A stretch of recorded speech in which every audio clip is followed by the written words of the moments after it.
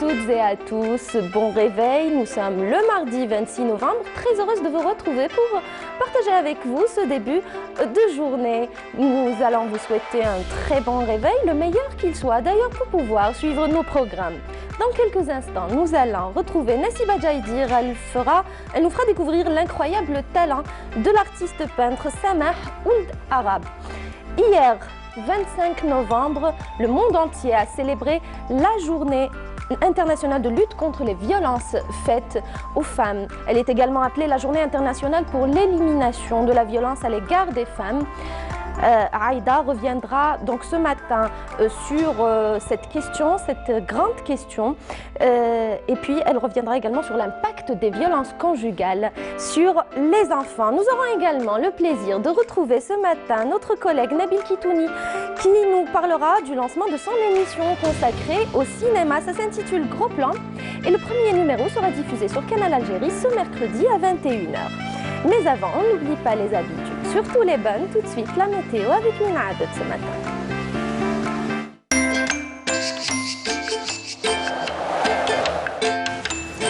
La météo vous est présentée par Mobilis. Mobilis, أينما كنتم. Bonjour Mina Abed. Bonjour. Comment ça va? Ça va, merci. Alhamdoulilah. Alors aujourd'hui, le temps. Il fera beau. Il fera beau, mesdames, mesdemoiselles, messieurs. Bonjour et très bon réveil. Effectivement, aujourd'hui, en cette début de matinée, on traite quelques passages nuageux qui vont se dissiper petit à petit à partir de cet après-midi, notamment vers la partie ouest et centre. Un petit peu de pluie en début de matinée, notamment sur les régions de l'Est avec quelques passages nuageux. Et puis un ciel plutôt dégagé vers l'extrême sud, le Hogar et le Tassili, le Sahara central ou encore le Sahara oriental. On notera un ciel passagèrement nuageux sur le Nord Sahara et les oasis. Les températures de cet après-midi, eh bien, on notera sur la moitié nord, 22 degrés à Alger ainsi qu'à Oran, Tlemcen, 19 degrés à Annaba. 15 du côté de Sétif, on notera un minimum de 14 degrés à Batna, 17 à Al-Rouad, 22 degrés à Rabdaïa, 23 à Bachar ainsi qu'à Hassim Saoud, 24 degrés à Elizi, 25 à Tanras et Janet et enfin 35 degrés à Borj, Badji Mokhtar et El Ghazan. On passe tout de suite à l'Europe pour aujourd'hui. On notera un ciel plutôt couvert à Berne, Prague, Budapest, Bucarest et Varsovie. On notera un petit peu de pluie à Paris ainsi qu'à Londres, Athènes et puis un ciel plutôt dégagé à Marseille et Rome. Côté Mercure, on notera 10 degrés à Berne, 7 à Berlin, 8 à Prague, 10 degrés à Budapest, 16 à Marseille, 19 à Rome, 18 à Athènes et enfin 4 degrés seulement à Varsovie.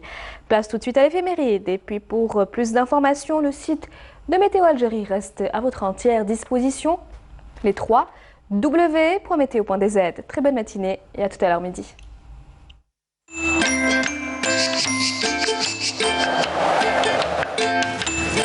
La météo vous est présentée par Mobilis. Mobilis, أينما كنتم. Voilà, la météo sera donc clémente ce matin. Tout à fait. À partir de l'après-midi, À partir de l'après-midi, Voilà. très bonne nouvelle. Merci beaucoup Mina Merci à Abed, vous. bonne journée à vous. Merci. On continue, notre émission vient tout juste de commencer. On continue comme à chaque fois en musique avec Nadji et Nzorlouali. Regardez.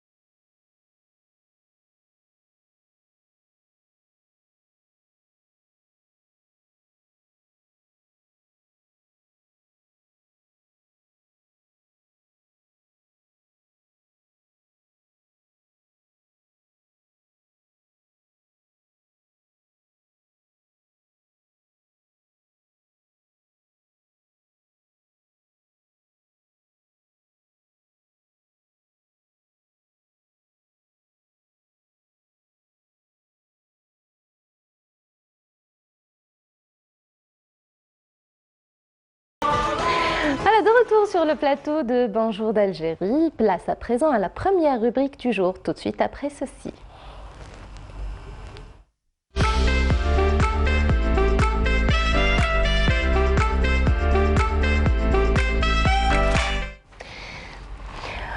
La première rubrique du jour, vous l'aurez sans doute compris, c'est la rubrique psychologie présentée comme d'habitude par Aïda Mechri. Bonjour Aïda. Bonjour Soumeya. Comment ça va? Bien, bien, ça va. Alhamdulillah. Alors aujourd'hui, vous avez choisi de nous parler de l'impact des violences conjugales sur les enfants, mais pas que, puisque vous allez revenir sur la question de la violence faite aux femmes, justement, et c'est pas pour rien que vous avez choisi ce thème, mais parce que hier, le monde entier a célébré justement la journée internationale pour l'élimination de la violence à l'égard des femmes, qui est célébrée donc chaque année le 25 novembre.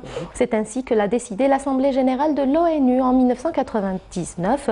C'est l'occasion de faire des bilans, d'organiser des débats autour de cette douloureuse et importante question, Aïda. Ah, énorme, énorme. Moi, je dirais que c'est la belle co-construction entre ce que je pourrais apporter sur le volet psychologique, mais aussi l'équipe de la rédaction que je remercie. Aujourd'hui, on arrive à suivre un peu ce qui se passe de l'autre côté, un peu comment on peut vraiment vivre les événements, mais aussi réfléchir à notre quotidien, comment on peut simplifier le discours, apporter, aider les gens en souffrance, mais aussi revenir à l'histoire de la famille, les mamans, comment on peut vraiment dire comment que ça se passe chez nous sans vraiment détruire ce qui a été fait ou apporter un tout petit peu une vision ou éclairer les situations. Alors, l'ONU définit donc la violence à l'égard des femmes comme tout acte de violence dirigé contre le sexe féminin et causant ou provoquant ou pouvant causer aux femmes un préjudice et des souffrances donc physiques, sexuelles ou psychologiques. Donc, y compris la menace de tels actes justement à Aïda Mechri. Très important de faire donc le tour de la question aujourd'hui, car énormément de femmes sont touchées par ce phénomène. C'est énorme, mais si tu me permets Soumeya, moi je vais revenir juste sur ces belles phrases, parce que voilà qu'aujourd'hui dans la loi c'est écrit, voilà qu'on peut le dire, mais vous savez, entre parenthèses, on peut croiser ces petites situations comme ça dans les familles, les personnes proches. Il s'agit de moments très très sensibles, fins, mais aussi on peut remarquer des choses sur là où on peut vraiment être acteur d'un mouvement de changement. Ça veut dire qu'on peut vraiment changer les situations si on observe de près comment les choses se passent. Je vais juste simplifier comme ça et vous inviter à mieux voir les choses. Si aujourd'hui j'ai une grande sœur, si j'ai une tante, une voisine là qui tremble un tout petit peu par peur parce qu'elle a dépensé un peu plus d'argent, ou par exemple qu'elle n'a pas pris l'autorisation de sortir, ou que par exemple elle est jugée sur le petit mouvement, ou c'est quand l'adulte il tremble parce qu'il n'a pas le contrôle sur son argent, son espace, ses émotions, quand il y a quelque chose dans le regard, cette liberté, oui, c'est comme si qu'elle peut sortir, mais parce qu'elle n'a pas pris l'autorisation ou qu'elle doit aviser une personne particulière, ça attire notre attention. Aujourd'hui, si on revient à ce mouvement de violence, vous savez, ce n'est pas le coup lui-même physique, ce n'est pas... C'est l'impact psychologique également. C'est beaucoup plus profond, c'est quelque chose qui nous donne cette gêne, ce moment d'inhibition, ce moment de faiblesse, là où on ne comprend pas pourquoi la personne elle est là et elle hésite, elle ne sait pas trop comment placer les phrases. Quand elle parle, elle doute un tout petit peu de ce qu'elle a dit, elle revient sur ses décisions. Ces moments, ce n'est pas rien du tout. Aujourd'hui, pouvoir accompagner ces femmes juste pour leur dire qu'il y a quelque chose qui ne va pas, ou comment je pourrais vous écouter, comment je pourrais vous aider. Est-ce que réellement c'est psychologique, parce qu'il y a chaque personnalité, chaque individu il a son passé. Est-ce qu'elle a vécu des moments difficiles dans sa vie? Vous savez, les gens ne sont pas... Voilà, les personnes aussi, parce qu'il y a des événements traumatiques dans la vie. On subit beaucoup de choses qui marquent, qui bousculent l'individu. Est-ce que ce sont les séquelles de ces moments, ou est-ce qu'il y a l'emprise sur sa vie, qu'elle est manipulée, je dirais entre parenthèses, mais elle subit des violences là où, par honte, par peur, parce qu'elle ne peut pas aussi faire cette belle demande d'aide, elle ne sait pas comment vraiment présenter les choses. Bien sûr, Souvent- sachant que de nombreuses femmes victimes de violences ne déposent pas plainte aussi, ne recourent pas à la justice en raison de facteurs socioculturels. Ouais. Souvent, les agresseurs font partie de la famille, sont des proches finalement Tout à fait. de la victime. Tout à fait. Moi, je n'exclus pas les personnes directement liées, proches, mais aussi des personnes à travers aujourd'hui, parce que je reviens juste à la définition de violence, ça peut être aussi par des personnes étrangères, à travers l'harcèlement, à travers les réseaux sociaux aujourd'hui. On peut retrouver vraiment des femmes victimes de viols, victimes de situations complexes, Cybercriminalité, harcèlement au travail aussi. On peut retrouver vraiment des situations. Aujourd'hui, si je l'élargis un tout petit peu, ce qui devient intéressant, c'est de pouvoir vraiment aider ces femmes à avoir la confiance de pouvoir dire les choses. Aujourd'hui, elle a peur, mais vous savez, si un mari, il a tout écrit sur son nom, aujourd'hui, si on parle des biens, une femme qui n'a pas le contrôle sur son argent, ses biens, sa maison, sa voiture, si elle n'a pas la possibilité de pouvoir réellement gérer ses affaires, aujourd'hui, c'est complexe, compliqué pour elle de pouvoir vraiment travailler le détachement, travailler la séparation, travailler cette lutte pour pouvoir se protéger parce qu'elle sait qu'elle va tout laisser derrière elle. Aujourd'hui, une maman qui a des enfants là où elle est menacée par le départ et aujourd'hui là où la violence vient s'installer dans un moment où la décision pour elle est ambiguë, c'est laisser les enfants et partir ou rester pour protéger les enfants, pour l'intérêt, c'est des situations complexes pour une femme. Exactement. Ne pas déposer, moi je crois que la victime, femme, mais aussi jeune fille aujourd'hui, il faut que on arrive vraiment à reprendre, à l'aider à retrouver ces personnes ressources, à la mettre dans un travail de réseau ou un parcours de réseau, là où elle pourra trouver des gens qui peuvent l'écouter, Oui. l'accompagner, qui C'est peuvent important. écouter sa souffrance aussi, sans qu'il y ait ce sentiment de honte, de différence, parce que souvent ce sont des femmes qui calculent énormément. Aujourd'hui, leur proposer ou juste dénoncer pour leur permettre de vraiment prendre ce monopole, pour reprendre cette force de pouvoir se défendre et de pouvoir placer les choses, ne suffit pas parce que c'est tout un travail de réparation de l'intérieur. Réparer, ça veut dire permettre à la femme, à la maman, à la fille, jeune fille, de pouvoir comprendre que aimer, ce n'est pas vraiment avoir le contrôle comme ça, toucher à sa dignité, toucher à sa personne, oser vraiment bousculer sa vie professionnelle, sa vie scolaire aujourd'hui. Ce sont des femmes qui n'ont pas le contrôle de pouvoir vraiment s'inscrire. Et puis voilà, il y a des moments très sensibles là où elles se cachent pour protéger l'agresseur, pour dire non, il l'a fait parce qu'il passe par un moment difficile, C'est ça. parce que Oui. elle aime Excuser probablement qu'elle est attachée, que l'inexcusable. elle revient sur un passé, comme j'ai envie de dire aujourd'hui, que ce sont des femmes qui n'ont pas cette estime de soi très forte pour elles. Quitter cette personne, ça veut dire pour elles ne pas trouver quelqu'un qui pourra les aimer, ne pas retrouver une autre personne là où elle pourra refaire sa vie avec elle. Donc pour elles, c'est cette personne ou rien du tout. C'est comme un impasse ou un chemin là où c'est vraiment très risqué, très miné pour elle. Donc elle subit, elle accepte pour ne pas tout perdre.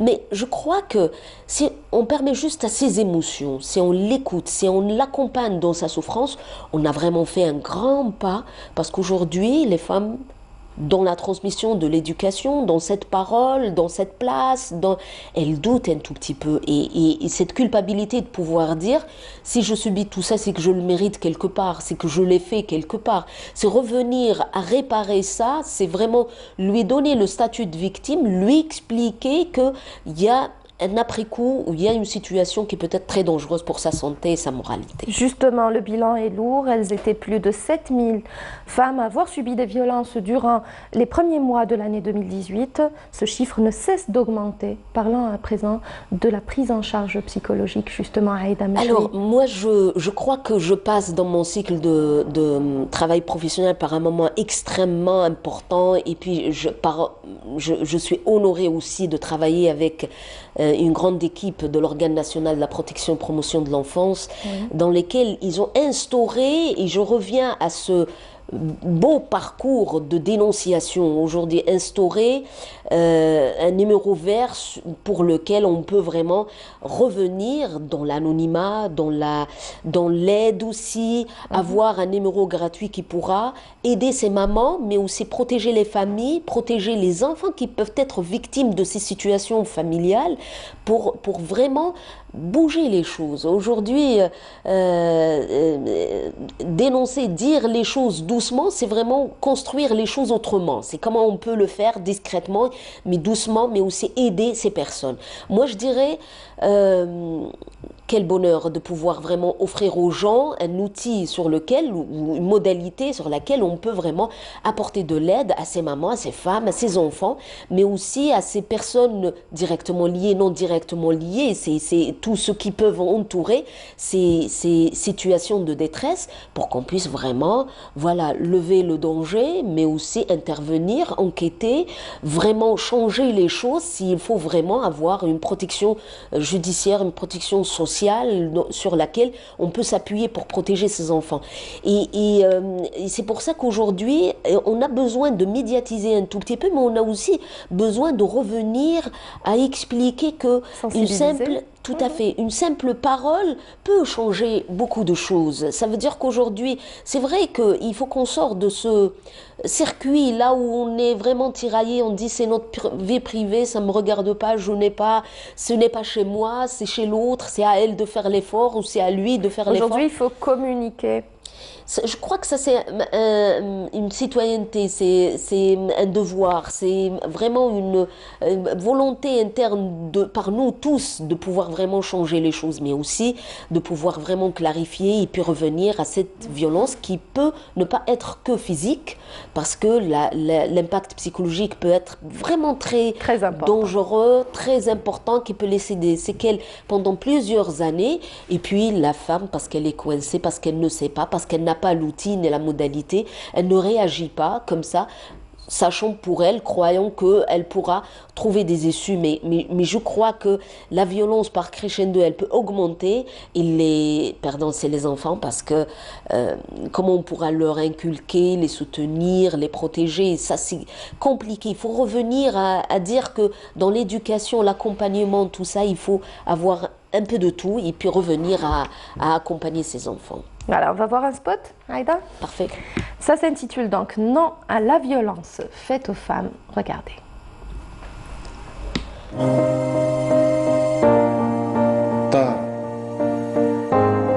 الحياة العزيز الغالي خاف عليها نحامي عليها أحترمها وقدرها عمري وفرحان بها عزيزة عليا يما الزوجة بنت عمي جداتي أنت جارتي أستاذة أختي الصغيرة المرأة. Voilà. Donc c'est tout ça la femme. C'est la maman, c'est la sœur, Quel beau la passage. cousine, l'institutrice. C'est énorme. Moi, j'aime bien parce que c'est justement tout ce volet de femmes présents autour de nous.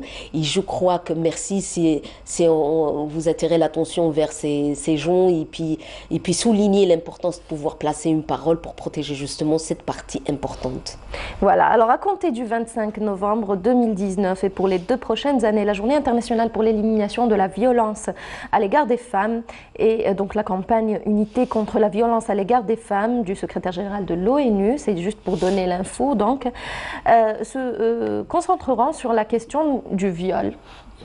Comme étant une forme spécifique de violence perpétuée à l'égard des femmes et des filles, aussi bien en temps de paix qu'en période de conflit. Et le thème de la campagne, justement, de cette campagne de 2019 est « Oranger le monde. La génération égalité s'oppose au viol. Donc, comme pour les éditions précédentes, cette date marque aussi le début des 16 jours d'activisme pour mettre fin à la violence faite aux femmes. Et plusieurs, donc à travers le monde, plusieurs édifices seront afficheront la couleur jaune, donc avec des lumières et tout. Orange, donc avec des lumières après Octobre Rose. Donc, c'est un peu le moment de parler de cette question très importante qui est restée souvent non dite, j'allais dire. C'était vraiment ça reste très difficile d'en parler aujourd'hui pour les victimes en tout cas, mais c'est à vous, psychologue aussi, de pouvoir les aider à s'en sortir, parce que c'est quelque chose qui nous suit peut-être tout au long de notre vie. C'est pourquoi vous allez dans un moment parler de l'impact de ces violences conjugales sur les enfants, parce que on traîne ça toute sa vie, tout au long de son enfance, et étant adulte, ça revient donc sous différentes formes finalement. Vous le dites tellement bien, mais c'est tout ça. Vous apportez panel de choses qui peuvent être vraiment très dangereuses pour la femme. Femme qui a subi, victime, oui, c'est des séquelles à long terme sur lesquelles, dans son comportement, dans sa peur, dans sa manière d'avoir peur pour ses enfants, on a quand même l'impression qu'il y a quelque chose qui n'a pas été réparé dans sa vie. Et là, ça ne peut que nuire à cette liberté, nuire à cette communication, cette peur qui peut s'installer, mais elle ne sait pas trop comment la transformer vers quelque chose qui peut aider la fille, la jeune fille, à ses enfants, les personnes proches, pour qu'ils puissent vraiment se défendre. Être victime de ces actes aujourd'hui, je place la parenthèse que c'est tabou encore, qu'aujourd'hui c'est un moment de honte, que ces femmes, elles ont peur aussi de dénoncer l'agresseur, que c'est des moments très difficiles. On peut retrouver des situations de stress post-traumatique. C'est la femme qui peut être bouleversée dans le quotidien de sa vie. Exact. Elle ne mange pas comme avant, elle ne dort pas comme avant, elle ne peut pas vraiment se projeter comme elle l'était avant. C'est avoir ce moment, cet événement traumatique qui va changer complètement sa vie. Moi, je dirais que ce n'est pas rien du tout. Aujourd'hui, si on parle de la dénonciation, si on parle de cette culture qui pourra vraiment apporter les femmes à avancer encore un pas pour pouvoir dénoncer ça et puis se ressourcer pour reconstruire, ce n'est pas rien du tout. C'est vraiment sortir du silence et puis protéger ces femmes pour qu'on puisse vraiment les aider. Aujourd'hui, vous savez, les situations, les signalements sur lesquels je peux retrouver des jeunes filles victimes de ces actes, elle ne peut pas le dire parce qu'elle sera punie par la famille, rejetée. Elle ne sait pas elle ne sait pas trop comment vraiment demander de l'aide des proches au moment où ils vont la culpabiliser. Pourquoi tu étais là-bas? Pourquoi tu l'as écouté? Comment tu es partie dans ce contexte? Qu'est-ce qui a fait? Beaucoup de choses qui vont la coincer dans son comportement, dans son vécu. Moi, il me semble qu'aujourd'hui, si on simplifie, si on invite juste à dire à ces gens que victime restera victime, peu importe, je dirais, le contexte dans lequel on peut se retrouver. Oui. Les enfants, les jeunes, ceux qui sont en train d'apprendre à vivre les choses, vous savez, ils sont manipulés par un adulte qui peut les mener, les mettre dans des situations difficiles, qui peuvent se retrouver dans des moments complexes. Aujourd'hui, de pouvoir juste leur expliquer qu'elle n'est pour rien, qu'elle a subi quelque chose, que c'est important de réparer ça, c'est vraiment permettre à ces professionnels justement de placer cette parole. Parce que la vraie réparation vient du moment où l'individu prend conscience qu'il faut faire un chemin sur ça, qu'il puisse le dire, le verbaliser, l'apporter aujourd'hui avec des mots simples. Vous savez, la vie privée restera une vie privée. Absolument. Qui pourra vraiment dire que voilà, c'est une force de pouvoir tout dire. Le silence vraiment s'installe parce que c'est très complexe dans notre vie de pouvoir dire les choses. Ce n'est pas facile de revenir sur un passé, de revenir sur une angoisse, de revenir sur un moment difficile, sur un échec. C'est plutôt plus facile de parler d'une joie, de danser, de prendre un rythme musical et d'aller au-devant de la scène. Je crois qu'aujourd'hui, revenir avec de l'aide, les professionnels sont là justement pour épauler ces personnes, revoir frôler ces moments dangereux, ces moments difficiles sur lesquels on peut dire que ça pique un tout petit peu, que c'est dangereux, que ça marque un tout petit peu l'individu pour qu'il puisse vraiment reprendre doucement ses pas et se reconstruire avec ce qu'ils ont. Aujourd'hui, si Nassiba était là, elle nous aurait invité à voir de la peinture. les panels de... Si on avait une autre rubrique de plantes, on aura retrouvé les gens qui vont semer, qui vont vraiment retrouver la joie autrement. Ces gens dans la technologie qui vont trouver les applications pour pouvoir vraiment sauter. Tous ces mondes, tous ces volets qui vont nous donner cette manière de rebondir et d'apporter quelque chose de nous-mêmes pour qu'on puisse exister. Exister, ceci dit, ce n'est pas imaginer un monde idéal dans lequel tout est rose et parfait. Et exister, c'est de pouvoir vraiment se ressourcer de ce qu'on sait faire. Si on cuisine simplement, si on invite, si on est là, et on peut vraiment vivre un moment de bonheur, c'est justement de prendre conscience que ça, c'est la batterie de beaucoup de choses qui peuvent nourrir quelque chose en nous et nous permettre de écrire, de dessiner, de chanter, de trouver un petit rythme sur lequel on peut rebondir, mais aussi soutenir ceux qui ont vécu ça. Et c'est pour ça qu'aujourd'hui, les témoignages des victimes me semble que c'est très important, mais aussi un grand pas aujourd'hui. C'est de pouvoir vraiment se tenir, dire que ça existe, qu'on peut dénoncer des situations, ces choses, mais aussi accompagner les personnes qui ont vécu ça, qui peuvent vraiment témoigner, qui peuvent organiser des journées, qui peuvent vraiment dire les choses. Ces professionnels qui ont appris vraiment à suivre le rythme de chacun, ce n'est pas la baguette magique. On ne peut pas du jour au lendemain enlever tout comme ça et puis voilà, remettre le monde sur de nouvelles rails et tout ça. Mais on peut vraiment travailler sur ça, mais on peut aussi inviter les gens, sortir de ce qui était interdit, chouma, aïb, ça se dit pas, c'est pas comme ça, c'est pas... On peut vraiment placer des phrases simples pour pouvoir vraiment soutenir ces enfants. Expliquer les choses et puis prendre conscience de cette responsabilité qu'on a, de dire, basta, aujourd'hui ça m'est arrivé à moi, mais si je témoigne, peut-être que d'autres femmes seront épargnées pour que ça n'arrive pas aux autres. Prendre conscience de cette responsabilité qu'on a dans notre société, justement. Et puis, c'est pourquoi The Orange Day est là aujourd'hui. Ça se poursuivra jusqu'au 10 décembre dernier. Je l'ai dit, plusieurs donc, édifices emblématiques du monde entier seront illuminés en orange, justement pour sensibiliser encore une fois les gens quant à cette grande question, cette importante question qui est la violence faite aux femmes. Et on va suivre un deuxième spot. Regardez.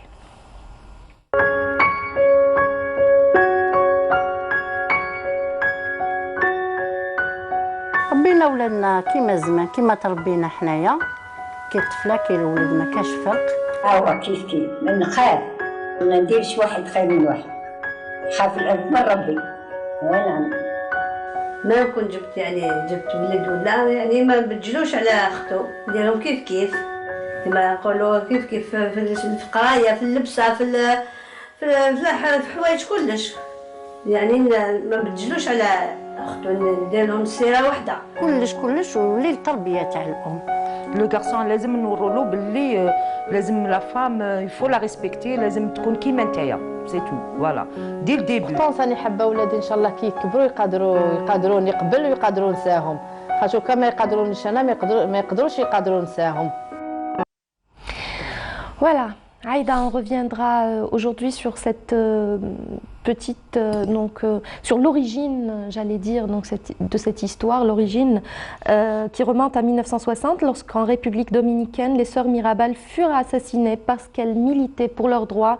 Et c'est là qu'on a pensé justement à instaurer cette journée consacrée à la violence faite aux femmes, à la lutte contre les violences faites aux femmes. Aujourd'hui, vous avez choisi également de revenir ce matin sur l'impact des violences conjugales sur les enfants. Oui, parce qu'on ne peut pas exclure tout ce qui... Si on parle de la femme elle-même, la femme c'est... C'est la maman aussi. C'est la maman, c'est la sœur, c'est l'aînée, c'est la personne proche. Mais aussi, elle a la responsabilité d'accompagner ces petits qui sont en train d'observer les adultes, de les accompagner, d'apprendre leur apprendre, et pour d'être un exemple. Avancer. Voilà. Alors, s'il s'agit de conflits conjugal dans la dynamique de couple, moi, il me semble qu'on peut revenir, s'élargir un tout petit peu sur cette belle thématique et associer aussi une autre séance pour qu'on puisse vraiment travailler comment on pourra vraiment donner des situations et puis des solutions, comment on pourra vraiment travailler dans la dynamique du couple. Mais je dirais aujourd'hui, je ne vais pas trop me détacher parce que vous apportez, oui, aussi l'événement, l'origine de l'événement sur lequel la perte de ces 3 sœurs, elle a laissé une trace, mais aussi, voilà, c'est quelque chose à fêter. Je ne quitte pas un tout petit peu ce petit reportage sur lequel les femmes, elles le disent. Comment aujourd'hui on va apporter cette égalité à la femme, comment on pourra vraiment changer nos habitudes. On vient d'une société là où l'homme était protecteur, là où le grand frère ou le papa, il avait sa place pour pouvoir vraiment protéger les familles, protéger le cocon familial. Protéger les femmes de sa vie, j'allais dire. Oui, et c'est aujourd'hui, c'est revenir à donner cette place à la femme, à la sœur, à la fille dans l'éducation pour pouvoir lui dire que tu as aussi le droit d'exister, de porter, de dire les choses, d'apprendre, d'étudier, de travailler aussi, d'avoir l'autonomie de ta vie privée, de construire les choses. C'est cette belle construction qui fait que c'est important qu'on puisse l'inculquer parce que vous savez, ce qui est intéressant, c'est que dans nos comportements, dans l'échange, ce qu'on peut dire aujourd'hui, on a le contrôle d'un verbe, on peut dire les choses, mais dans l'inconscient, il y a quelque chose qu'on aime ou qu'on n'aime pas. C'est une transmission de l'intérieur de nous-mêmes qui a fait que on ne sait pas pourquoi on a cette préférence. On va dire non, je préfère que ton frère le fasse et je préfère que la fille reste à la maison. Je crois que c'est les garçons qui peuvent voyager pour terminer ses études, la fille c'est un peu plus compliqué, tout ça.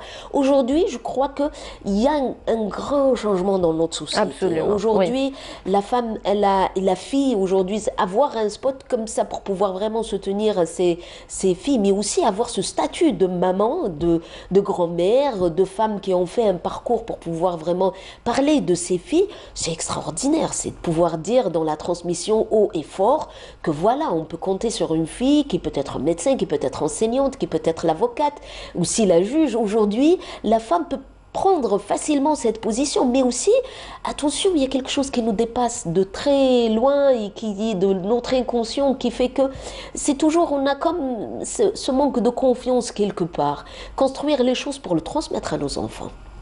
Ça ne vient pas comme ça du jour au lendemain parce qu'on ouvre la porte, mais ça vient si on essaye de l'inculquer dans des moments vraiment très critiques, donner ses ailes à nos filles pour qu'elles puissent vraiment comprendre que son corps lui appartient, qu'elle est forte de pouvoir prendre la décision, que si elle a une mauvaise estime de soi, ça se travaille, ça se soigne chez des thérapeutes, que voilà, on n'est pas parfait, qu'on essaye de découvrir comment on peut vraiment se soigner, que si elle passe par un moment difficile, un échec, un événement traumatique, ce n'est pas la fin du monde. C'est un arrêt pour qu'on puisse vraiment reconstruire les choses et lui donner la chance de rebondir.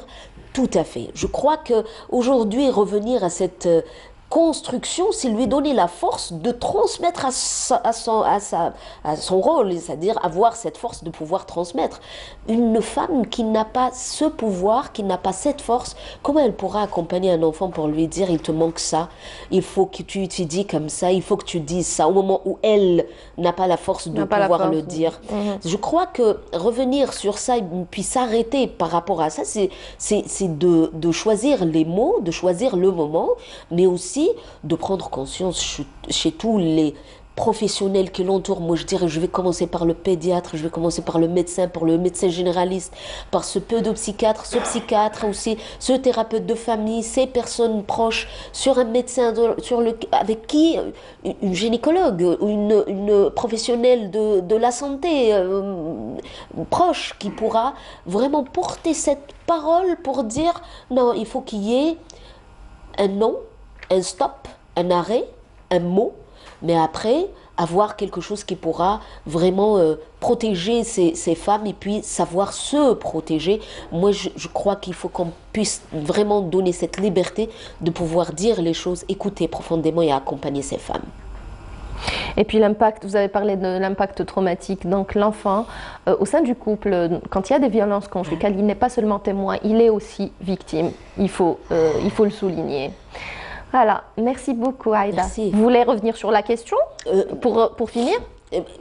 vous avez touché à l'enfant et je ne peux rester indifférente parce que vous savez, un enfant, il peut le dire dans ses actes, il peut le dire dans ses symptômes, un enfant peut le dire dans... Il joue, mais voilà, il est nurisi, hein, pipi au lit le soir, des cauchemars, vraiment des moments difficiles, comme ça il a observé de loin ou il a vu une scène qui l'a vraiment marqué, un enfant qui tremble, un enfant qui ne peut pas dire les choses, un enfant qui fait des passages à l'acte de consommation de cigarettes, d'alcool, de cannabis. Aujourd'hui, on peut avoir des adolescents qui frôlent des moments, des situations difficiles. Vous savez, ça, ce n'est pas rien du tout. C'est donner la main pour pouvoir les récupérer. Souvent, ce sont des enfants qui se cachent derrière des symptômes. C'est des enfants qui affichent des petits symptômes. C'est des enfants en détresse qui ne peuvent pas dire les choses. Ils ont besoin d'être soutenus, d'avoir un peu d'amour pour pouvoir leur dire, vous avez raison, c'est trop lourd pour vous et c'est vraiment difficile. Et c'est pour ça qu'aujourd'hui, je reviens à la dénonciation, numéro vert, pour dire que même un enfant peut dénoncer des situations quand la famille va mal, quand la maman, la sœur, quand la tante va mal, parce que il peut aussi vivre des situations très complexes. On peut intervenir pour le protéger justement de ces contextes. Et rappelons le numéro vert, c'est le 11. Voilà. Merci beaucoup Aïda Mechri, merci, c'était fort intéressant. Merci pour toutes ces précisions. Merci à vous. À la semaine prochaine. Inch'Allah. Merci. Quant à nous, on continue. Et puis comme on dit à la télé, à tout de suite, madame, monsieur, tout de suite. Après ceci, regardez.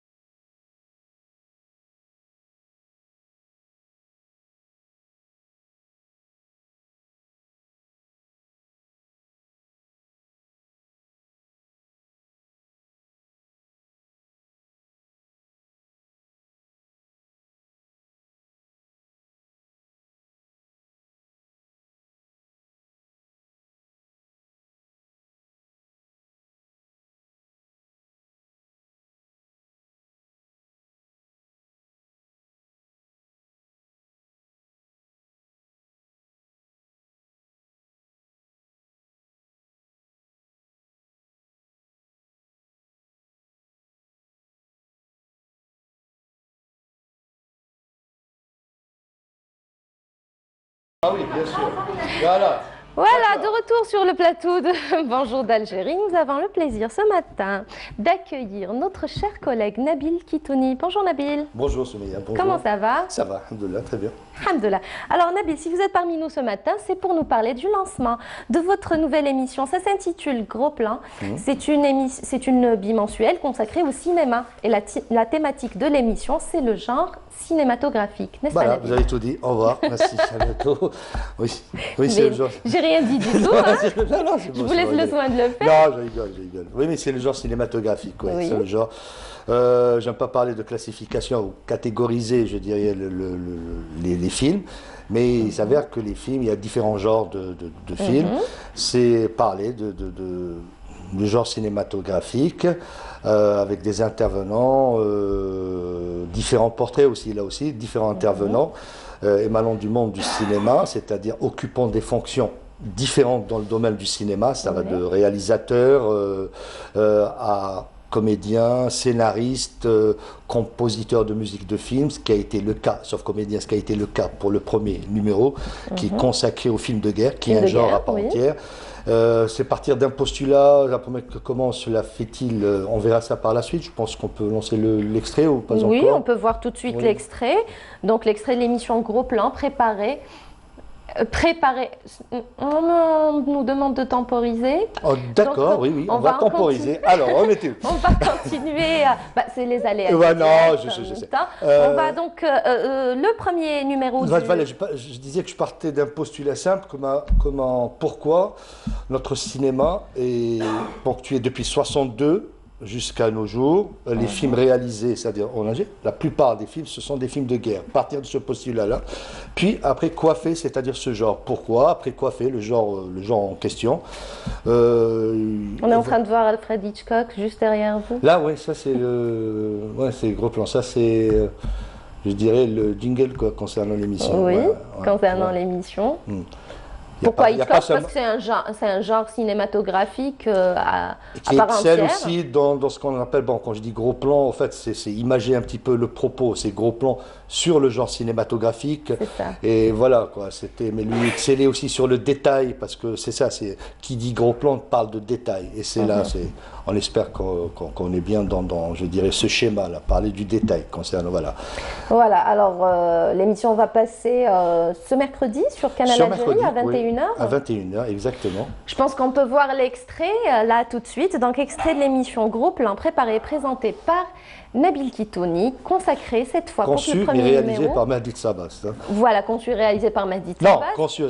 Réalisé par Mahdi Sabas, qui est notre réalisateur, qui était notre réalisateur pour Bonjour d'Algérie. Voilà, donc Mahdi qu'on salue ce matin. Donc, ce premier numéro sera consacré aux films de guerre. Oui. C'est un genre cinématographique à part entière, bien évidemment. Exact. Voilà, on va suivre l'extrait, on se retrouve tout de suite après.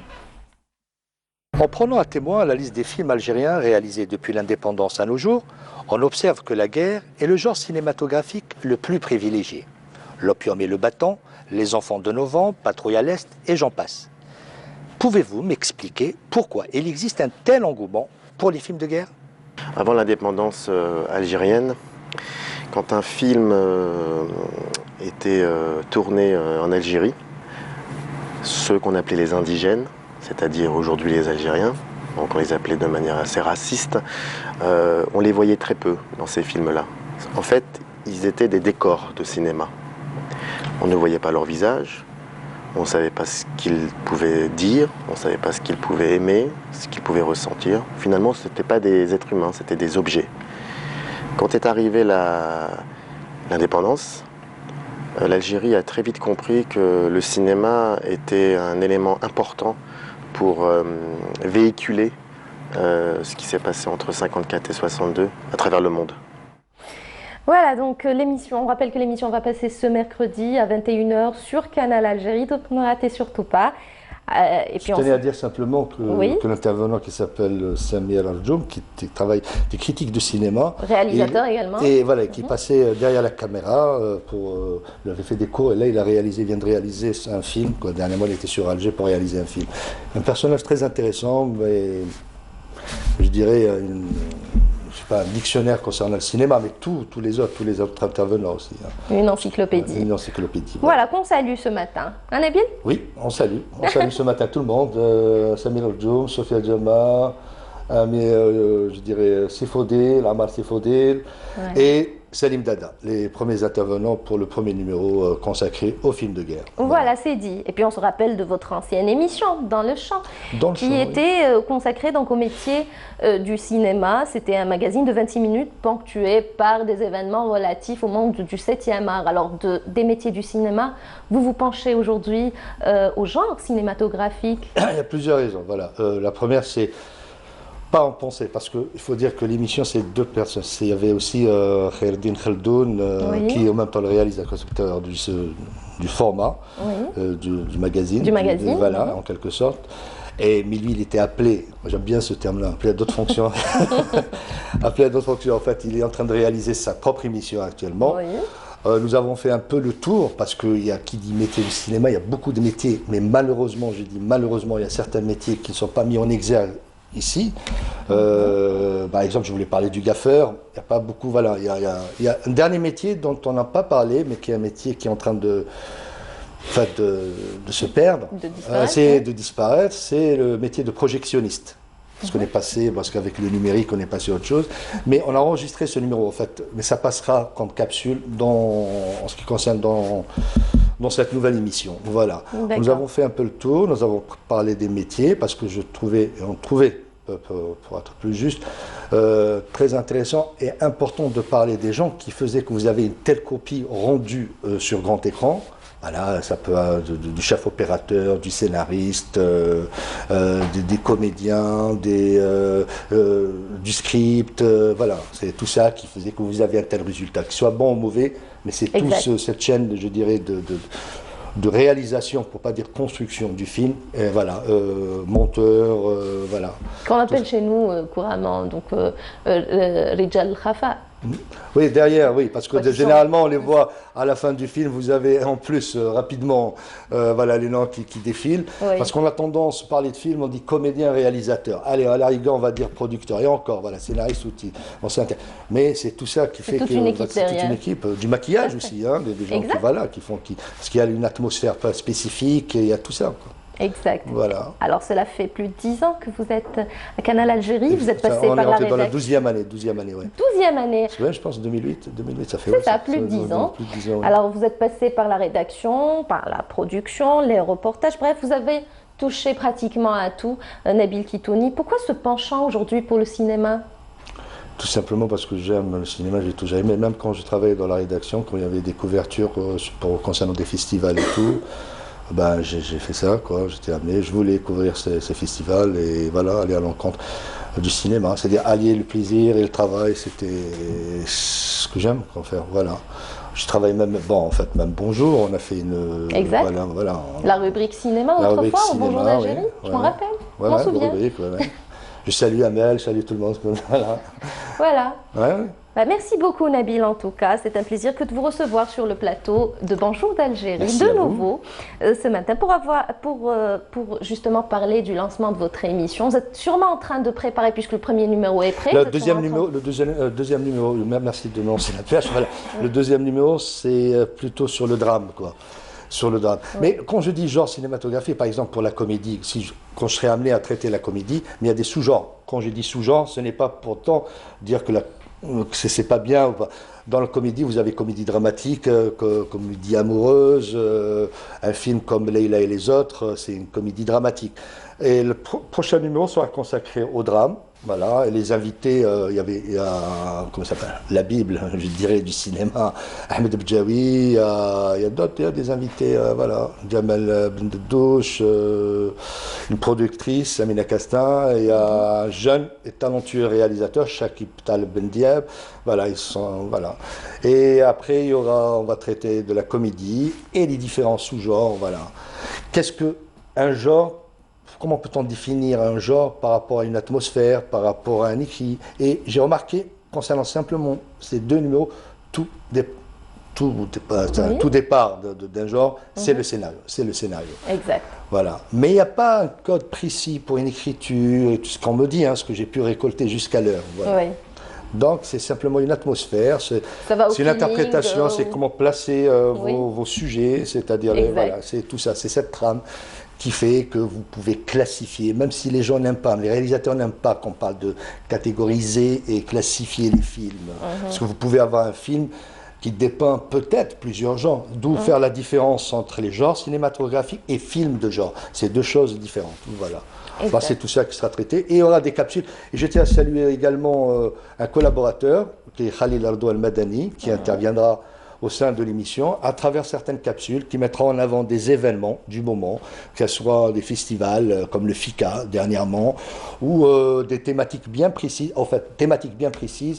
et laisser la place aux jeunes concernant le court-métrage. Il y a des gens, et des talentueux réalisateurs dont on n'en parle pas du tout, dont on n'en parle pas, et qui sont là, qui font des courts-métrages, qui voyagent bien, c'est à travers, je dirais, le monde, qui ont des prix, mais on ne connaît pas le nom, ni je dirais, l'aventure même de ce film-là. Simplement, on entend parler de ce film, que ce soit à Dubaï, que ce soit au Japon, que ce soit, mais pas à Alger. Alors que ce sont des gens talentueux. Et c'est ce jeune homme, Khalil Ardo Al-Madani, qui mettra en exergue, je dirais, cette jeunesse cinématographique. Et puis, c'est le rôle aussi de votre émission également. Oui, bien sûr, cette ouverture, cette passerelle entre, entre l'émission, on ne se veut pas, entre guillemets, pédagogue, j'aime pas cela, mais c'est-à-dire offrir quelques repères, même si on répète que ce qui fera quelque chose, c'est-à-dire un bon cinéma en Algérie, c'est simplement avoir des salles de cinéma. Voilà. Si vous voulez avoir un public, c'est avoir des salles de cinéma. Rien qu'à voir à travers le dernier film projeté à la salle Ibn Zaidoun concernant, je crois, le film Le Joker. La salle était pleine. Le dernier film d'Omar Zak Alouesh au FICA, Festival international du cinéma d'Alger. Également, les gens aiment aller voir un film dans des salles de cinéma. Maintenant, il faut répondre à ce besoin en ayant plusieurs salles de cinéma qui répondent aux besoins du moment, c'est-à-dire équipées avec le matériel adéquat. Parce qu'il y a des gens qui se plaignent par rapport à la lumière, parce que j'ai vu des chefs opérateurs, directeurs photo, qui se plaignaient que leur film ne soit pas projeté dans les conditions idéales, c'est-à-dire le travail effectué dans le film. Moi, je parle du travail effectué concernant la lumière, parce que peut-être que la projection ne répond pas aux normes du visa d'exploitation du film. La lumière, il ne se voit pas. Voilà. C'est des choses qu'on ne voit pas nous, mais qu'eux perçoivent à travers un film. Là, il y a la lumière, là il y a un faux plan, là il y a tout ça. Voilà. C'est des gens qui se mettent. Maintenant, c'est-à-dire équiper les salles de cinéma par un matériel qui répond, je dirais, aux besoins du cinéma actuel. Exact, voilà. Aux besoins du moment. Aux besoins du moment. Merci beaucoup, Nabil. De rien. C'est un plaisir que de vous recevoir, en tout cas, ce matin. Merci d'avoir été d'être là, parmi nous. Histoire de famille. Je ne veux pas la caméra woman, qui arrête pas de... Manel Mebaki. D'accord, je mets droit, Manel, j'ai compris. Allez, ok. Voilà, alors Nabil, en tout cas, on rappelle juste donc le passage de l'émission, du premier numéro de l'émission Gros Plan, donc ce mercredi sur Canal Algérie. J'allais dire soyez nombreux. Pourquoi pas oui. Voilà, soyez nombreux, c'est dit. Donc mercredi à 21h sur Canal Algérie. Et puis longue vie à votre émission. Longue vie à toutes les émissions qui passent sur Canal aussi. Voilà. Quant à nous, on va suivre donc un reportage de celui de Nessiba Jaïdir et c'est le portrait de l'artiste peintre Kahli. Regardez et appréciez. On se retrouve tout de suite.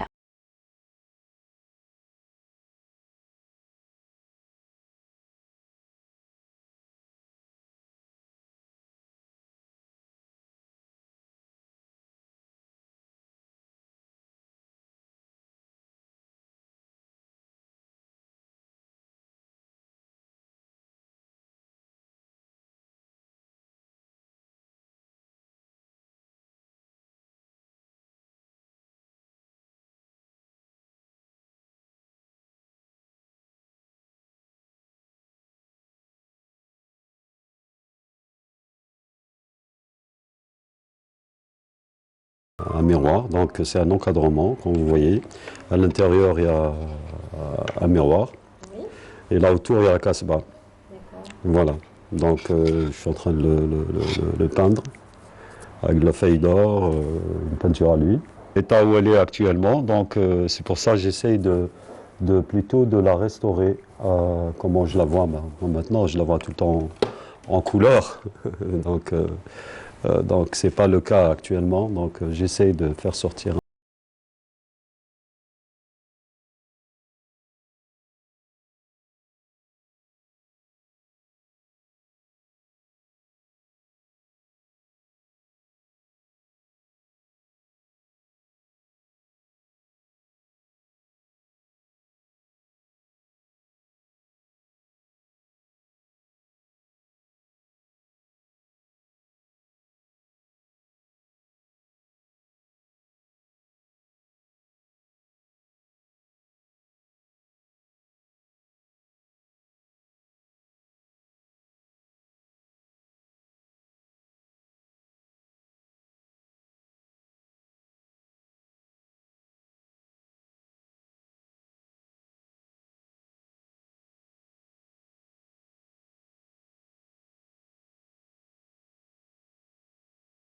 Au musée de Bardo, les palais d'Alger. Donc j'ai travaillé sur les palais d'Alger, sur la Casbah, sur les duirates de la Casbah, les petites maisonnettes. Donc voilà un tableau qui représente aussi les duirates de la Casbah, ce tableau. Voilà, c'était en 2014, ça a été un succès. Donc j'ai exposé dans le concept déjà magnifique, le musée de Bardo. Donc voilà, j'ai travaillé sur les palais d'Alger et la Casbah. Comme j'ai grandi dans cet environnement, j'habitais en face le palais du peuple, c'est là où je suis né. Donc j'ai grandi dans cet environnement et je voulais rendre hommage au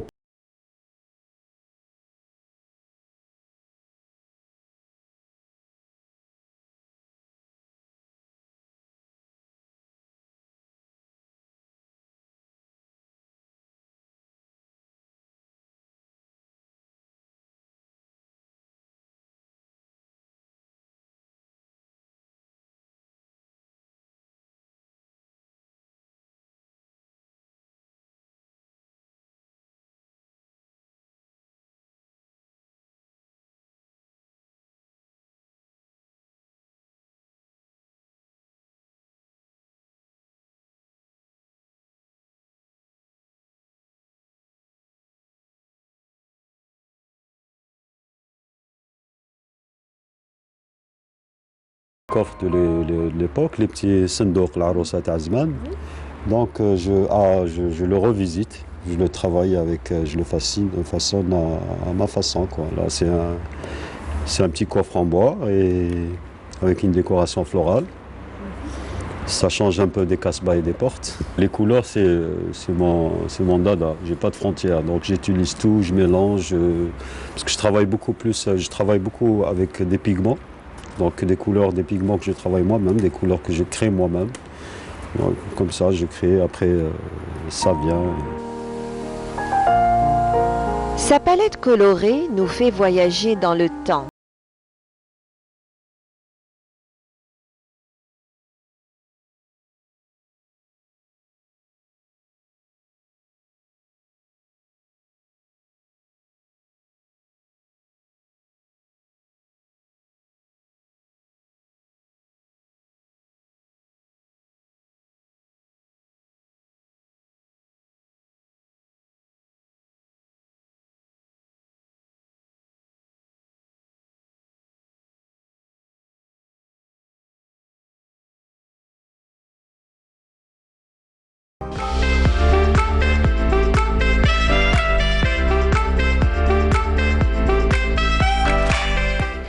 Vous avez écouté sa belle voix accompagnée d'une très belle musique ce matin. Voici Nessiba, en chair et en os. Bonjour Nessiba. Merci Soumeya, bonjour à vous tous, ravie de vous retrouver. Très heureuse aussi de vous retrouver ce matin, Nessiba. J'imagine. On va revenir un petit peu, redécouvrir ensemble le parcours, j'allais dire, fort intéressant de Abdelrahman Kahlan, qui est un artiste plasticien qu'on vient de découvrir ou de redécouvrir en images ce matin. Tout à fait. Alors c'est toujours un plaisir de visiter, revisiter, découvrir et redécouvrir cette galerie, son travail. Ouais. C'est un artiste dont les œuvres m'interpellent, m'ont toujours interpellée. C'est un artiste au parcours riche, imposant. C'est un artiste autodidacte, Soumeya, et qui finalement qui a fait beaucoup de chemin. Et seul, hein, pratiquement. Il a essayé de forger son style.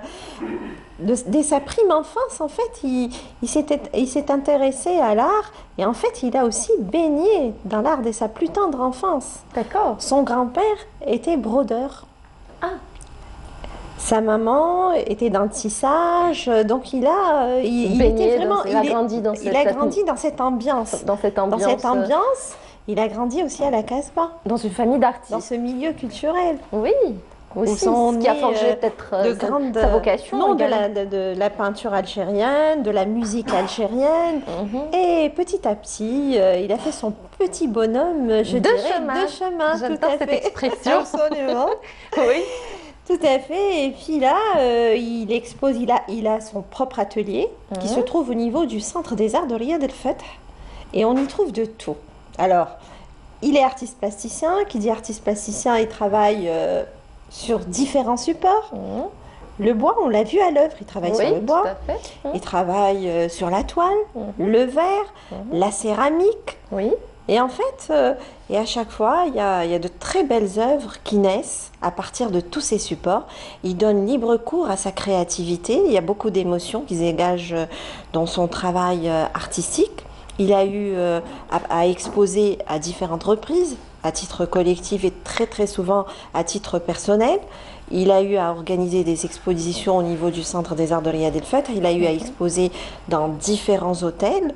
Et des fois, alors il y a des expositions parfois c'est consacré à la peinture, parfois c'est consacré à la peinture sur verre.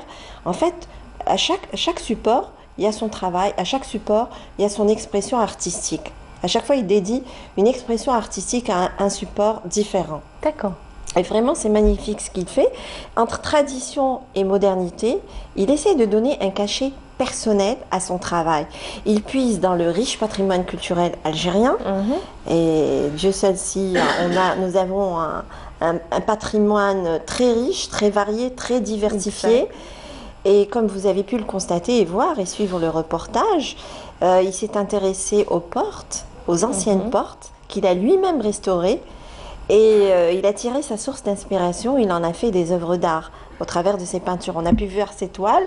Alors, je ne sais pas si on va peut-être demander à Nessima si elle peut nous envoyer quelques images. On peut revoir ses peintures et quelques objets. Oui, quelques images du reportage. Voilà, dans un petit moment, on va les voir. Et c'est un peu normal parce qu'il a grandi à la Casbah, donc les portes, ça fait partie de cette médina d'Alger.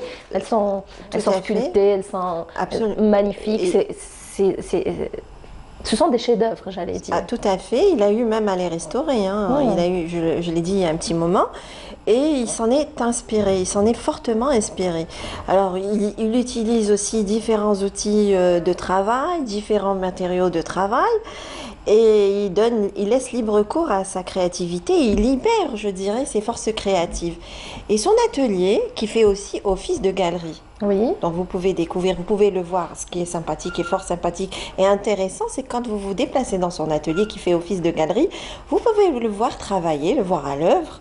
Alors un jour, peut-être qu'il est sur de la céramique, en train de travailler sur un support céramique. Une fois, il est en train de travailler sur du bois, des fois sur la toile. Vous le voyez à l'œuvre, en train de travailler.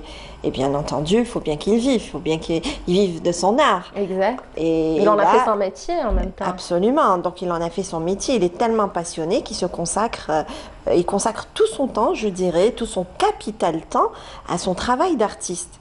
Alors vous pouvez visiter son atelier, voir ses œuvres d'art accrochées. Enfin, des fois c'est le bric-à-brac, hein. Des fois c'est ordonné là parce qu'on était passé avec l'équipe, donc il a fait un peu le ménage dans sa galerie, mais des fois c'est vraiment la caverne d'Ali Baba, je dirais. Hein. Si vous passez comme ça spontanément, vous passez comme ça, normal. Voilà, d'une manière, vous êtes de passage au niveau de son atelier. Alors des fois c'est le branle-bas de combat. Hein. Dans son atelier, c'est la caverne d'Ali Baba. C'est le cas pratiquement de tous les ateliers. Voilà, absolument. On ne peut pas trouver un atelier nickel, propre. Et puis là, alors c'est vraiment le grand bazar, hein, des fois. Hein. Et puis là, vous avez vu, c'est juxtaposé. Il y a le petit jardin où il peut travailler à l'extérieur en été quand il fait bon, quand il fait beau. Il pleut pas, donc il peut travailler à l'extérieur. Et puis il se laisse guider par sa ferveur artistique, par ses émotions d'artiste et par sa sensibilité. Alors là, je vais vous demander, parce que j'ai pas le plasma en face, est-ce qu'on est en train de voir quelques images? Les images, Nassima, Voilà. s'il Si vous elle plaît, peut les nous images, envoyer quelques images. du reportage, les images des portes. Oui, des portes ou des objets, on pourrait les voir tout en commentant, on pourrait les revoir. Ça Oui. vient? Bon, ça va venir, je Ça pense. va venir, Ça en va venir principe. dans un petit moment. Voilà. Voilà, donc ce qui fait que c'est... En fait, il a quand même... Il a son cachet personnel. Hein. On est en train de les Il a voir. son cachet personnel. Alors non, là, c'est le reportage qui va suivre, hein, qui n'a rien à voir avec le reportage qu'on a vu de Carlène. C'est pas grave. Voilà, mais on a eu un petit avant-goût de ce qui va venir, en Voilà. fait. Hein, Ça nous voilà. a permis de savoir, Tout à fait. d'avoir une petite idée sur ce que vous allez nous présenter dans un moment. Tout à fait. Codex. Oui, Je ne Codex. dis pas plus. On revoit les images ou on passe au deuxième sujet? Bah, c'est comme vous voulez. Bah, je ne sais pas si Comme on peut bon revoir vous encore une ou deux images. On passe plutôt au deuxième sujet. Au deuxième sujet, d'accord. Oui, on passe ok. au deuxième sujet. Alors, l'exposition Codex de l'artiste peintre Samah Ould-Arab. Oui, Qui Samah se poursuivra Ould-Arab, jusqu'au 4 tout à fait. décembre. Alors ça a fait l'actualité cette semaine et ça se passe au niveau d'Eswart Gallery. C'est un espace qui est offert gracieusement et mis à la disposition gracieusement aux artistes plasticiens. Cet espace se trouve au niveau du Centre des Arts de Bab Zouar. On a eu l'occasion d'en parler, il y a eu des événements, ce succès, ça fait quand même 10 ans d'existence pour cette galerie qui a le mérite d'être, enfin cette galerie est mise gracieusement à la disposition des artistes. Il y a de grands noms de la peinture algérienne qui exposent et des jeunes talents. Alors cette galerie favorise, je dirais, l'expression de la diversité. Il y a des talents qui passent, qui exposent même pour la première fois. C'est Amel Ben Mohamed qui est artiste plasticien qu'on salue ce matin si elle nous regarde, qui anime cet espace et qui organise ces expositions.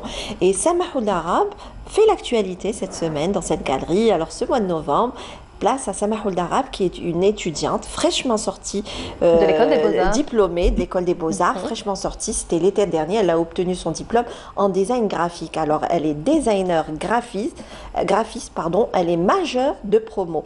Elle expose dans cette galerie depuis le 16 novembre, l'expo va se poursuivre jusqu'au 4 décembre prochain. Ses parents aussi, elle a baigné aussi dans l'art, je dirais, sa maman est passée par l'école supérieure des Beaux-Arts, elle a étudié les arts appliqués, déco sur bois. Elle a eu même comme professeur Mustafa Ben Debber, là, elle est passée, ça remonte à très loin, hein, ça remonte quand même à une vingtaine d'années.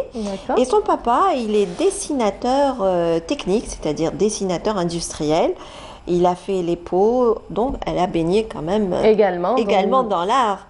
Et elle a voulu suivre un petit peu le chemin de sa maman. Et elle est scientifique, elle a eu son bac scientifique, mais elle voulait à tout prix faire des études à l'école des Beaux-Arts et elle a choisi le design graphique. Elle est donc artiste spécialiste en art visuel. Oui, elle est dans la communication audiovisuelle. Maintenant, elle travaille en freelance dans des agences de communication. Et là, elle travaille en freelance. Donc, elle est sur les conceptions de logos, d'affiches, d'emballages. Et voilà, elle est en plein de communication visuelle. Elle travaille donc, elle voulait se détacher un peu du numérique. Et elle a préparé cette exposition en quelques mois et s'est consacrée au graphisme. Une belle exposition, c'est vraiment une belle exposition à découvrir. On n'a pas l'occasion, je dirais, Soumeya, de découvrir très souvent des expositions consacrées au graphisme. Tout à fait. C'est pas une première, bien entendu. Mais c'est assez rare. Mais c'est assez rare. C'est assez rare. Et la galeriste, donc, elle a porté son choix sur cette jeune diplômée, fraîchement sortie de l'école supérieure des Beaux-Arts, Samah Ould-Arab, et elle a intitulé son exposition Codex. Codex. Et elle dit que l'art est la plus belle forme de liberté et de sincérité en soi. Absolument. On va suivre le reportage. Oui, elle a l'esprit créatif, il faut être précis, il faut avoir de l'imagination aussi. Oui. On va voir le reportage? Allez, on va voir le reportage. C'est l'exposition Codex de l'artiste peintre Samah Ould-Arab, c'est un sujet préparé par Nassiba Jaïdir ce matin. Regardez.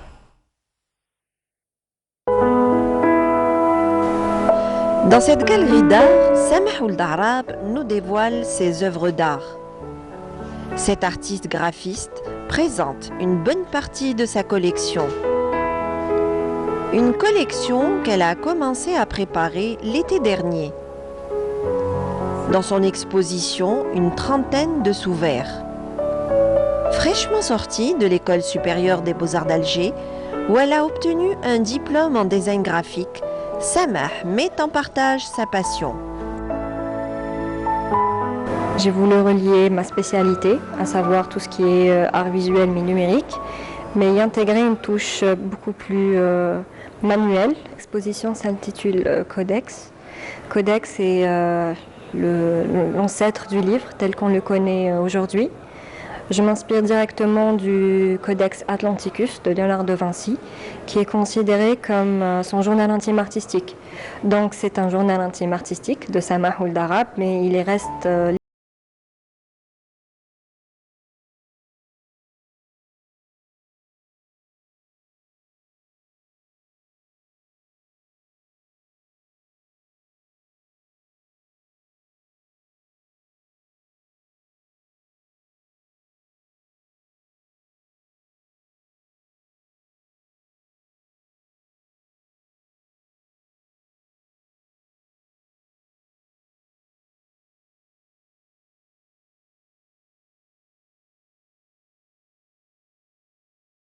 On a choisi une artiste très talentueuse qui est jeune, qui travaille dans l'art optique. Parmi les fondateurs de l'art optique, c'est Vasarely, Victor Vasarely. Elle travaille plus sur des formes géométriques, avec du mouvement et du dynamisme. C'est ça ce qui est intéressant dans son travail. J'ai voulu y intégrer surtout la touche du graphiste, donc c'est beaucoup plus épuré et sobre, donc c'est simple mais ça reste efficace. Le matériau numérique nous laisse quand même limité, donc j'ai voulu retoucher au rapido, à l'encre de Chine et au papier. Ce ne sont pas des impressions, on me pose souvent la question, donc c'est fait à la main. Le support reste du papier simple, blanc. Et les outils, je ne délaisse jamais ma règle, mon rapidographe, de l'encre de Chine noire. Et pour les touches de couleur, c'est toujours de l'aquarelle ou bien de la gouache. Dans son graphisme, rigueur, précision et minutie sont de mise. Des formes géométriques, répétitives, où l'artiste introduit parfois des couleurs primaires. Avec un grand sens de l'observation, elle aménage son espace. C'est fait petit point par petit point, petit trait par petit trait, c'est très minutieux. Je considère que chaque nouvelle pièce est un défi technique. C'est vrai qu'il y a une certaine valeur subjective, mais objectivement, je cherche à me surpasser à chaque fois, à faire beaucoup mieux, à faire beaucoup plus compliqué et beaucoup plus propre. J'ai toujours été fascinée par l'idée des contrastes ultimes. Donc on parle de noir et blanc, de bien et de mal, homme, femme. Dans son travail artistique, une certaine philosophie, une vision et une réflexion. Un travail artistique où cette jeune designer y a mis toute son énergie.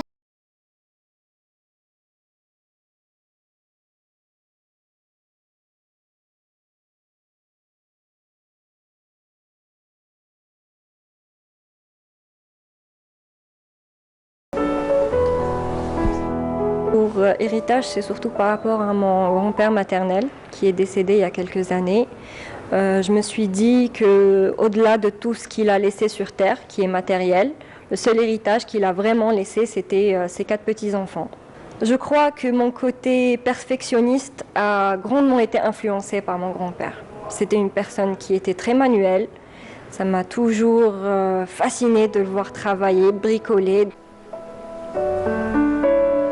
Dans cette exposition, de la passion et les prémices d'un talent prometteur.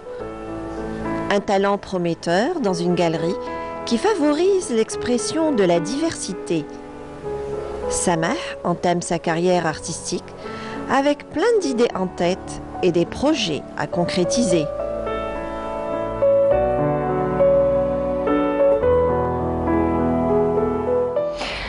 Voilà, c'était donc Samahoult Arab, jeune artiste fraîchement diplômée de l'école des Beaux-Arts d'Alger. Elle a vécu depuis son jeune âge donc, dans un environnement artistique, exactement, et c'est à l'adolescence qu'elle découvre sa passion pour les arts visuels. C'est ce qui lui a permis de participer justement à diverses manifestations artistiques comme le Salon international de la créativité et le Festival de la création féminine en 2018, Nessiba. Absolument, et elle a aussi exposé au Bastion 23. Le titre de l'exposition, c'était Émergence, c'était beau.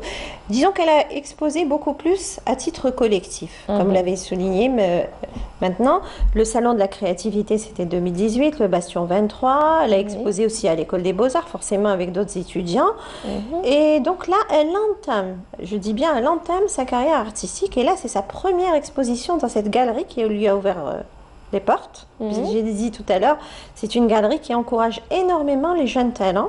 Oui. Et là, elle a choisi comme thème Codex. C'est le titre générique de son exposition. Elle l'a dit dans le reportage. C'est un petit peu son journal intime. Codex Atlanticus. Elle a repris. Elle a été inspirée de Léonard de Vinci, qui va un peintre italien.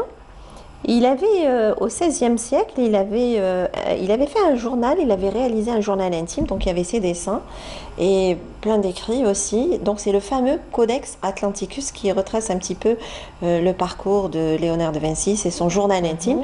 Et elle, cette exposition, comme elle s'est inspirée de Léonard de Vinci par rapport à Codex, elle a intitulé son exposition Codex, non pas Codex Atlanticus, mais Codex. C'est un petit peu son journal intime, et chacune de ses œuvres d'art raconte une petite histoire. Alors vous allez voir, vous allez dire, il y a plein de traits, c'est des formes géométriques. On est en train de les voir en image. Mais et elle s'est inspirée un petit peu de l'art optique. Elle l'a dit dans le reportage quand je l'ai interviewée et je l'ai rencontrée. Le grand maître de l'art optique, c'est Victor Vasarely. Elle s'est inspirée aussi de M.C. Ecker, des artistes du XXe siècle. M.C. Ecker, c'est un artiste néerlandais. Et Vasarely est très connu parce qu'il a fait ce qu'il a laissé derrière lui comme héritage, c'est de l'art contemporain, c'est de l'art optique, et ça crée un petit peu l'illusion. Alors là, quand on visite son exposition, je le disais il y a un petit moment, chacune de ses œuvres d'art, elle a donné un titre à chacune de ses œuvres, et on peut les regarder différemment, en face, de biais, vous allez dire, tiens, on voit que des traits, des formes géométriques. C'est pas évident de comprendre, mais elle est dans son univers, elle est dans sa bulle, je dirais. Elle est sortie un petit peu du numérique et elle a voulu être plus manuelle. Mais c'est un travail, donc elle utilise le rapido, l'aquarelle, la gouache, différents outils de travail, différents matériaux. Elle est très manuelle aussi, elle a voulu sortir un petit peu du numérique, du train-train quotidien de son travail, de designer graphiste, pour se mettre dans la peau d'une artiste peintre, artiste plasticien. Et elle a eu à réaliser une trentaine de ses œuvres d'art qui sont exposées dans cette galerie. Et elle a réalisé ces œuvres d'art en un temps record, puisque juste après l'obtention de son diplôme, en juillet dernier, elle s'est mise au travail. Elle s'est lancée, Samahoult Arab, un défi. Elle voulait à tout prix exposer. Elle n'avait pas en tête, c'est vrai que bon, elle ne savait pas où elle allait exposer, dans quelle galerie. Il y a eu une opportunité, elle est allée à la rencontre de la galeriste et qui a vu son travail, et finalement elle a accepté qu'elle expose à titre personnel. C'est un travail de minutie, de précision. Il faut avoir certaines qualités. Il faut être, alors, passion et patience, ce sont ses maîtres mots et son moteur d'action, je dirais, pour pouvoir travailler. Parce que c'est vraiment un travail, vous avez pu le voir, si on peut revoir d'autres œuvres, là, dans un petit moment, c'est vraiment un travail de minutie, de précision. Il faut avoir le sens de l'observation. Exact. Mais pour elle, j'allais dire que c'était simple, parce qu'elle dit qu'elle a toujours été entourée de dessins de toute façon, que son entourage a favorisé ce choix pour les arts plastiques, et que c'était une influence finalement déterminante qui a façonné le choix de son métier. Tout à fait, et puis elle a été encouragée, même si elle a eu un bac scientifique, elle voulait à tout prix rentrer et faire des études à l'école des beaux-arts. Disons qu'elle avait des prédispositions déjà. C'est ça. Hein, elle avait des prédispositions, et puis le milieu joue énormément. Son papa dessinateur technique, c'est un dessinateur industriel, voilà. C'est ce qu'on appelle dessinateur industriel, qui fait les conceptions de dessins, des croquis pour la fabrication de certaines machines, de certaines pièces industrielles pour en faire le montage. Oui. Il a étudié à l'EPO, sa maman qui a fait les arts appliqués, je l'ai dit tout à l'heure, et qui a fait les arts appliqués sous l'enseignement de Mustafa Bendeba. Donc le milieu est quand même assez propice. Et son grand-père, elle l'a dit aussi dans le reportage, était très manuel. Et il bricolait, il s'était lancé aussi dans la décoration sur bois. Il a énormément encouragé à suivre cette voie. Bon, il les a quittés malheureusement très tôt, Allah yarhamou. Et elle a dédié une œuvre. Elle a parlé d'une de ses œuvres. Une de ses œuvres a été dédiée à son grand-père. C'est à la mémoire de son grand-père. Elle a voulu rendre hommage. Elle a dit mon grand-père nous a laissé comme héritage, 4 petits-enfants. Et on voit ces 4 petits-enfants. Alors, comment elle les illustre on se dit, tiens, on va voir 4 petits-enfants. Des enfants, c'est très réaliste. Mais non, c'est 4 triangles ou losanges dans son œuvre d'art. Et c'est comme ça. Voilà. Assez particulier, et c'est comme ça c'est dans son imaginaire. Bien sûr, un artiste, quand il est dans l'abstraction, il imagine beaucoup de choses. Exact. Nous, on peut lire, on peut interpréter, chacun en fait peut interpréter face à une œuvre d'art, chacun peut interpréter à sa manière. Peut-être il y a des choses qu'elle peut voir, un visiteur peut voir certaines choses, un autre peut en voir d'autres, et chacun peut se laisser guider par ses émotions et interpréter ce qu'il voit et ce qu'il ressent différemment. C'est pour ça que l'artiste est là pour expliquer un petit peu le message qu'il veut transmettre à travers je dirais, Soumia, il y a des artistes qui aiment bien parler de leur travail, de leurs travaux, de leur travail artistique, mais d'autres non. Ils disent, bon, moi je laisse libre cours à l'interprétation. Il y a une grande liberté, et c'est ça l'art contemporain. Oui. Bon, quand on est dans le figuratif, c'est très réaliste, on peut voir l'œuvre, on découvre à l'œil nu l'œuvre d'art, mais quand c'est dans l'abstraction complète, quand c'est une œuvre d'art complète, on peut se laisser guider par son imaginaire et interpréter de manière différente ce que l'on voit et ce que l'on ressent. Laisser le mystère un peu nous guider. Tout à fait. Oui. Alors, pour en revenir à son travail, donc son style met l'accent sur l'art. Voilà, elle essaye, elle entame son parcours artistique, mais elle essaye de se forger un style particulier. Ouais. Certes, elle a été inspirée par l'art optique. Optique, ouais. Hein, d'où toutes ces formes géométriques qu'on voit, et tout dépend si on se place en face, de biais, de travers. Elle veut créer l'illusion optique. D'où l'art optique. Oui. Voilà. Elle joue avec tous ces petits traits, ces innombrables qui se répètent. En fait, ce sont des formes géométriques à répétition. Ouais. C'est des formes géométriques répétitives, qui n'en finissent pas. Et là, c'est un travail quand même qui demande des heures, des heures et des heures de travail, des mois de travail. Justement, elle a passé, j'ai dit comment vous avez fait, en un temps record, elle a quand même pu réaliser ce travail. Et elle a un autre projet aussi artistique, un autre projet. Il y a une exposition qui s'achève, mais une autre qui se prépare. Elle avait consacré son mémoire de fin d'année, elle avait consacré un travail artistique qu'elle avait nommé « Miroir du vice ». Alors, c'était des photographies. Ce sont des photographies qu'elle a eu à exposer. Elle a travaillé sur des costumes de scène. Elle a mis en scène ses émotions, des costumes de cinéma. Bon, j'ai pas eu le plaisir de les découvrir, mais peut-être qu'on les verra, Inch'Allah, prochainement dans sa prochaine exposition. Oui. Ce sont des costumes de scène. Elle a mis en scène ses émotions, et elle a mis en scène tous ces costumes à travers des photographies. Elle avait des modèles vivants, elle a fait ses costumes, elle les a photographiés, et c'était son mémoire de fin d'études. Et elle compte en faire une exposition, et là, carrément, elle va reprendre ses photographies en peinture. Elle va travailler et il y aura des planches artistiques qu'elle va exposer dans pas longtemps. Je ne sais pas, elle ne m'a pas donné une date exacte, mais elle est sur ce projet. Elle est en train de travailler d'arrache-pied pour une deuxième exposition, en fait, personnelle. Alors, Nessiba, ça vous dit une chanson, d'écouter une chanson? Une chanson, oui, j'aime bien. Vous aimez Hamidou? J'adore Hamidou. Moi aussi, justement, et ça tombe. Et ça tombe bien, on va apprécier une chanson de Hamidou.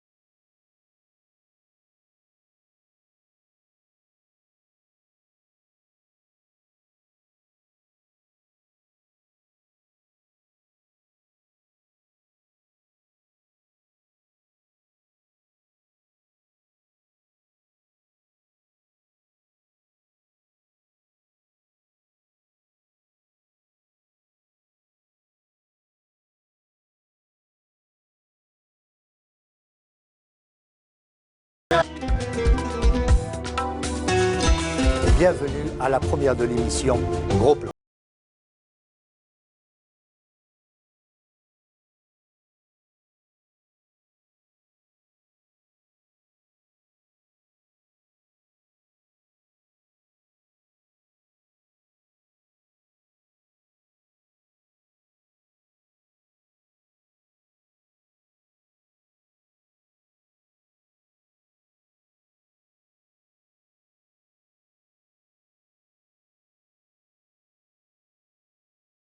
Réalisateur, de Sofia Jama, scénariste et réalisatrice, de Ammar Sifoudil, réalisateur, et de Salim Dada, compositeur de musique de film.